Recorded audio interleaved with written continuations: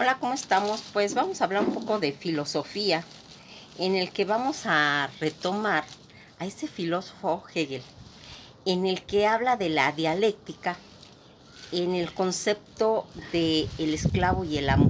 Fíjense en que este concepto lo va a venir a tomar una serie de pensadores en la que van a ir reflejando cómo se va a hacer ese estudio de la mente, del pensamiento, en el que va a traer como resultado el origen de la historia. Ustedes tal vez se han preguntado algún día cómo empezó la historia.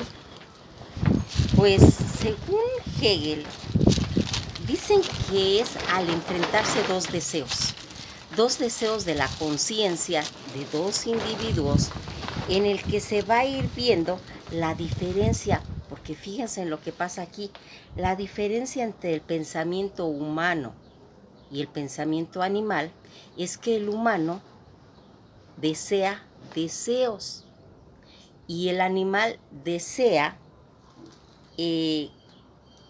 cosas materiales. ¿Como cuál? Como la comida. Él busca, desea algo y se lo come. El hombre no. El hombre necesita unos aspectos psicológicos que es el reconocimiento. Y entonces, al enfrentarse dos conciencias, una de ellas va a tratar de ser reconocido por el otro. Y el otro, a su vez, también ser reconocido por el otro. Pero aquí va a haber un factor muy importante que es el que menciona Hegel en el aspecto en el que uno de ellos va a tener miedo a morir, porque este enfrentamiento que se da entre esas dos conciencias de querer ser reconocidas, uno de ellos va a tener miedo a morir, porque esta lucha es a muerte. Y entonces una de las dos conciencias va a sobrepasar el pensamiento de querer, el deseo de reconocimiento, al deseo de vivir, y automáticamente va a surgir dos figuras, una el esclavo y el otra el amo. El amo, el que va a recibir ese reconocimiento de la otra conciencia que sintió miedo, y el esclavo va a ser esa persona que se sometió. Pero fíjense en aquí qué va haciendo esa diferencia del humano, que se va a ir formando. Aquí vamos a ir viendo cómo esa necesidad de reconocimiento va a llevar a una cosa excepcional de Hegel, en el que menciona que la conciencia va a emanar, la conciencia que al ser consecuencia va a haber ese enfrentamiento y que se va a someter al amo, que se va a convertir en esclavo. También va a haber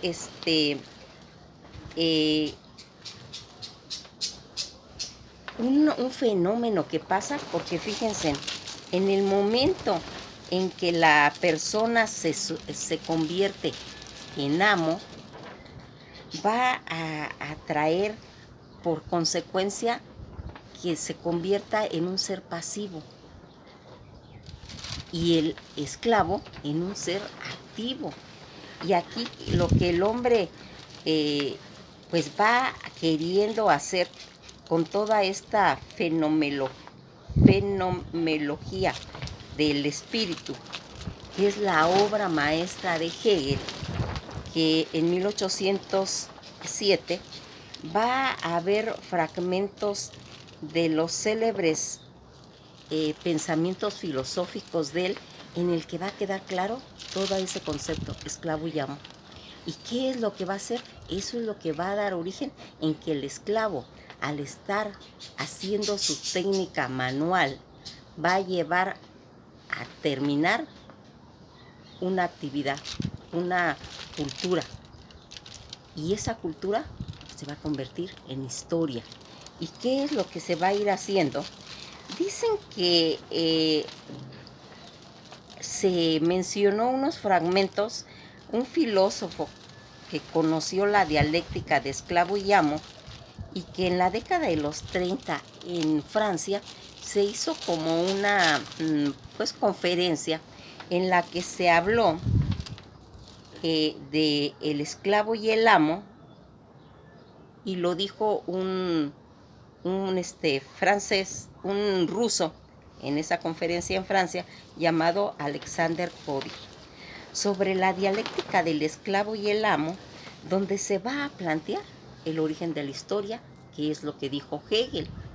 Aquí se va en esa conferencia van a llegar celebridades de diferentes países, entre ellos Jacques Lacan y Lan Porsan, que van a empezar a hacer esas teorías de Hegel, del esclavo y el amo, y que así se va a dar origen a lo que ahora se conoce como debe haber sido los principios de la historia, que es lo que dio el origen a esas relaciones humanas que se desarrollaron con estos conceptos que se están dando. Cuando nosotros vemos el temor en ese esclavo que prefiere someterse a morir y va a anteponer su temor, ese temor a morir, ese deseo que la otra persona tiene de ser reconocido, automática en él desaparece por ese temor, por ese pensar que puede llegar a morir, se somete a la calidad de esclavo. Ese sometimiento en él hace que pierda, y que el miedo lo lleva a someterse, va a ser una figura predominante, es el deseo de ser reconocido, y que figura en la que terminará erigida al ser el amo. Pero fíjense en que aquí le va a pasar algo al amo. Es raro porque todas las psicologías del ser humano siempre caen en eso. Cuando esas dos conciencias se pelean por ser reconocidos y uno de ellos se somete por miedo, el que ganó, se puede decir, el amo, no le va a satisfacer. No le va a satisfacer porque él automáticamente piensa que el que se sometió pues tiene una calidad de esclavo, una calidad inferior, no es como él, y entonces no le llena ser reconocido por un esclavo. Él quiere ser reconocido por una conciencia que luche, que se enfrente. Y al ver que el esclavo se somete, para él pierde interés. Esto me recuerda a situaciones de psicopatías en la psicología, donde el exhibicionista logra su éxtasis cuando logra temor en el otro. Cuando el otro no tiene temor, el exhibicionista pierde el objetivo. ¿Como cuál? Como los exhibicionistas que se encueran, ¿sí? Y si se encueran de un hombre delante de una mujer, pues la mujer se va a espantar y esa reacción le va a llenar al exhibicionista. Pero ¿qué pasa si esa mujer no se espanta? Automáticamente queda desarmado ese exhibicionista. Pues aquí ocurre lo mismo en el amo. El amo, al tener ese reconocimiento del esclavo que le da esa situación por miedo, automáticamente también pierde valor. Y fíjense cómo va a irse cambiando todos estos conceptos y estas figuras que es tanto el esclavo como el amo. Hegel va a ser el inicio de la historia, y esa genialidad que tiene al representar estas figuras del esclavo y el amo, va haciendo que el amo quede insatisfecho, ¿sí? Porque la persona que se le sometió ya no es humano, es un sujeto que ha carecido de tener autonomía, ya no es el otro que él quiere que sea un sujeto autónomo, y que al convertirse en esclavo, automáticamente pierde esa sensación que le va a dar al amo, porque él prefiere ser esclavo a morir, aunque no tenga ese reconocimiento. Fíjense en que parece un poco enredado, pero si nosotros lo vamos viendo despacito, nos vamos dando cuenta cómo se va surgiendo todas estas figuras. El esclavo, al empezar a trabajar para el amo, va a estar desarrollándose toda la dialéctica de Hegel. Y aquí, ¿qué es lo que va a empezar a hacer? Que el amo se va a convertir y va a estar confinado a la pasividad, al ocio, al gozo, y todo lo que va a venir lo va a recibir del esclavo, y que se va a convertir el amo en un ser ocioso, pasivo, mientras que el esclavo va a trabajar, y al trabajar para el amo, él tiene que trabajar la materia, su cuerpo, su esencia, su intelecto, y va a empezar a trabajar y a formar el concepto de la cultura. Entonces, el esclavo va a formar la cultura a través de su trabajo que está haciendo para el amo. Toda esta cultura de trabajo que ejerce sobre la naturaleza y que se va a empezar a transformar y a surgir todo este concepto de cultura que va a ser la historia. El amo, a su vez, va a empezar a engordar porque el esclavo le está cubriendo todo, y su libertad, en la que Sartre va a hablar más adelante, donde va a mencionar todo ese proletariado humano en sus últimas instancias. Como se dan cuenta, aquí vamos citando a varios filósofos que a través de la historia van agarrando la ideología de Hegel. Toda esta situación, como les digo, ese amo va a ir engordando. Si recordarán o habrán visto la película del robot Will, donde se acaba el mundo contaminado y él se queda a reciclar todo eso. Cuando pasan la nave donde lograron escaparse e irse del planeta, todos los humanos están gordos, subidos en sillas porque no se mueven para nada, porque todo lo están haciendo los robots.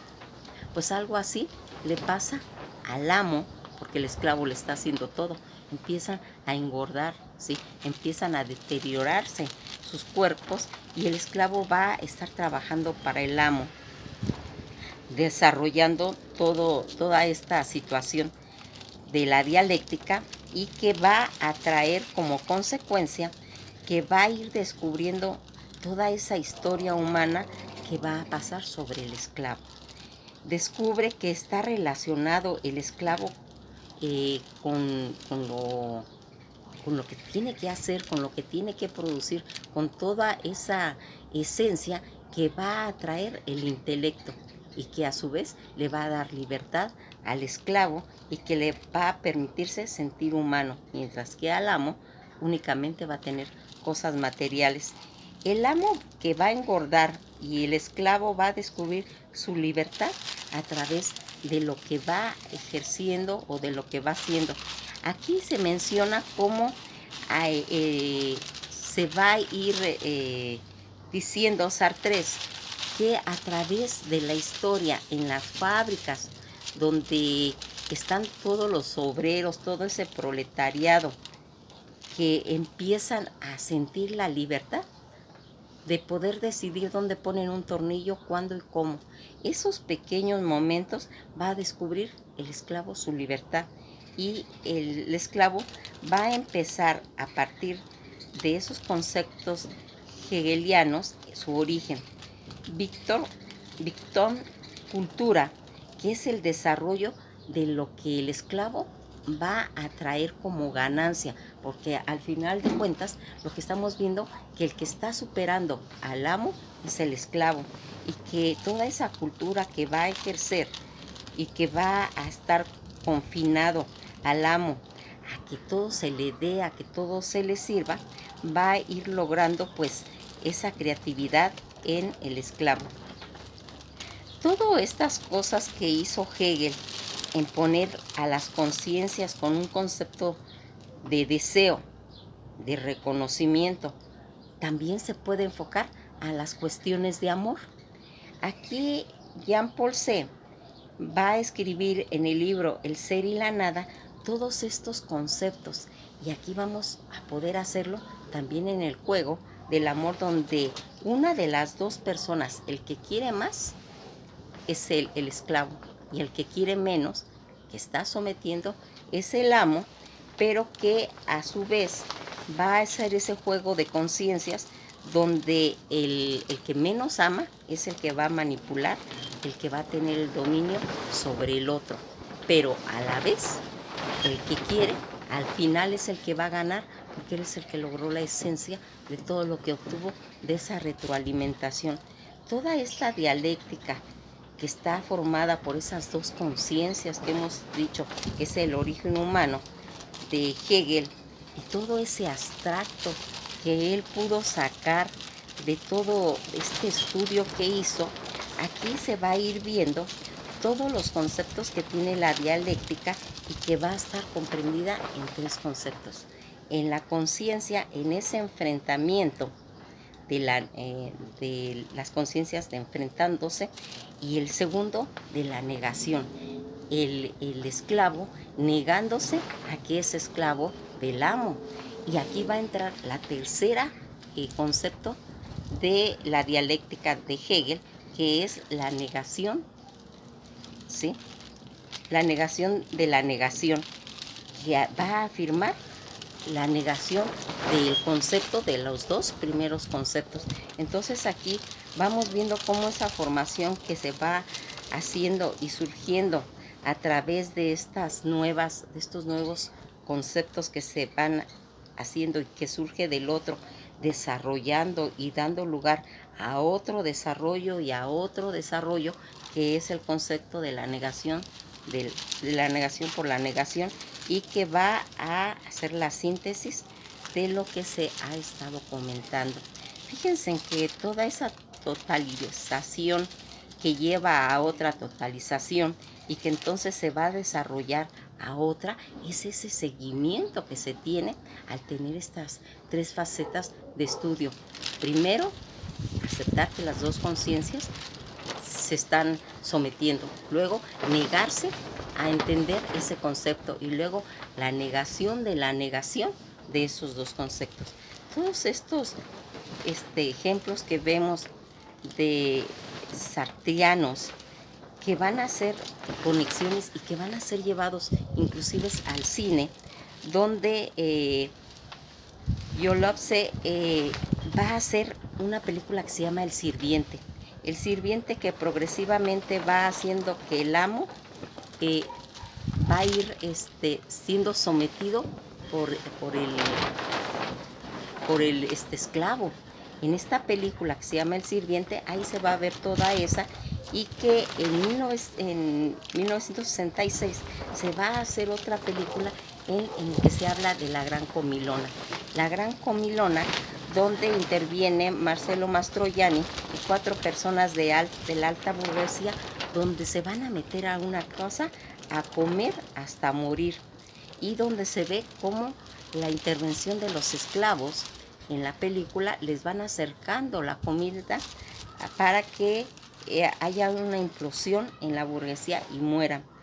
Todo este esquema que tuvo el director Marco Ferreni, en el que él dice que al final la burguesía va a explotar de comer tanto, al final pues en nuestras fechas actuales pues nos damos cuenta que fue el efecto contrario. Los que están muriendo son el proletariado, no la burguesía, y el proletariado está muriendo porque está muriendo de hambre, y que aquí en lugar de que el proletariado, como había dicho Karl Marx, que el proletariado iba a matar a la burguesía, aquí está pasando lo contrario. Y aquí vamos viendo cómo todos estos pronósticos de que la burguesía es la que está acabando con el proletariado, se está llevando a cabo. Esa burguesía sigue comiendo y los que no están comiendo son los proletariados. Fíjense en que como va pasando todas estas especulaciones de que vemos ese proletariado que va haciéndose en el pensamiento filosófico, idealístico, que parte de un sujeto para conocer la realidad, Descartes, que son los tres filósofos que van a estar marcando esto, que es Descartes, Kant y Hegel, son los que tienen ese conocimiento en el que van a ir viendo el conocimiento primitivo que el sujeto solo tiene en el concepto del pensamiento. Todo esto es inconocible porque el sujeto va a trascender al que se le da por las experiencias que haya llevado. En el concepto de Hegel, la razón va a llegar al idealismo.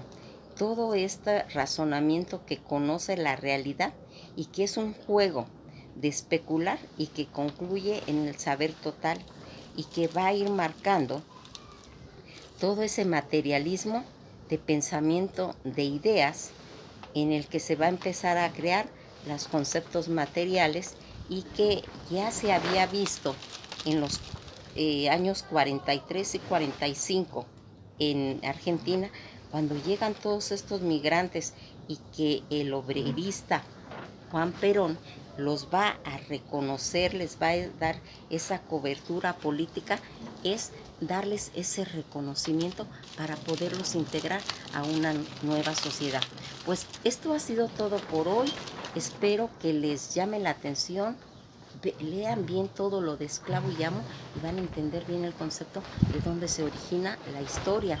Pues en el próximo capítulo hablaremos sobre Carlos Marx para que entendamos todo ese materialismo, pero con los conceptos que aprendió de Hegel, donde Carlos Marx se identificó con el esclavo. Pasen un buen día y esto ha sido todo por hoy.